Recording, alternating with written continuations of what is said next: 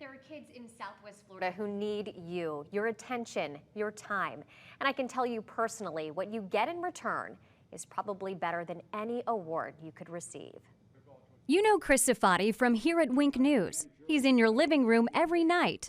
What you may not know, he became a mentor through Big Brothers Big Sisters shortly after moving here 22 years ago and was named Big Brother of the Year in 2006. I had no idea what I was walking into. And at that time, before everything was computerized, they pulled out a book that was like an old Sears catalog and said, these are the boys in this area that are waiting for Big Brothers. And she asked me how ambitious I was before she showed me twins. Twin brothers Austin and Justin, who grabbed Chris by the hand the moment they met. As Chris will tell you, sometimes the simplest days were the best. We did all kinds of things. They loved swimming, so the pool was always a go-to. They loved doing my errands, which was fantastic. One of the things that their mother and grandmother always said to me is it's like, I want them to see what somebody who's successful with a good heart does or looks like, because I want them to see that's what you're growing up to be. John Osbrink is one of Chris's predecessors, Big Brother of the Year in 2000, also pulling double duty to mentor two brothers, Scotty and Marcus. But this story is different. And it doesn't always have storybook endings, obviously with Marcus. Marcus was shot and killed on his grandmother's porch. He was just 18. Growing up in a bad area, time with John was a brief escape. Just tried to get him out of there as much as I could, have some fun, take him out of that world, and of course, sadly, you got to take him back. Marcus's brother Scotty reunited with John for our interview.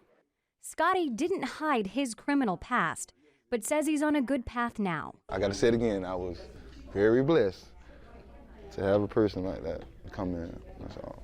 You can say it to him if you want. I'm looking at the camera. He knows. Yeah, we good. Michelle Civiletti would love to reconnect with her little sister Johnny someday. They lost touch when Johnny's family relocated 7 years into their match. I do believe we're going to reconnect. You just hope that those memories are in there and we seek each other out someday, because I think it'd be super fun. One particularly fun memory, a trip to Washington to see President George W. Bush. Of course, I thought more for my little, like, this is going to be amazing. She's never been on an airplane. So we did a little etiquette class. Just sat down and did a crash course on it.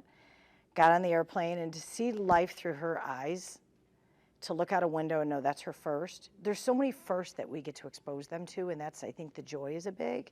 There's a common theme here. If you can be a big, you get something too. Joy. And the privilege of impacting someone's life, maybe even two, with something priceless.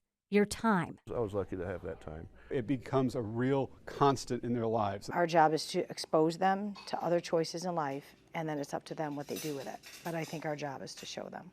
And they'd all do it again. In fact, Chris is in the process of being matched again. This will be his fourth. Chris inspired me to sign up to be a big almost 6.5 years ago, and we're going to team up to host a Toast to Potential this Thursday night. It's a fundraiser to make sure these matches continue to happen. So if you're interested, I'll put some information for you on winknews.com.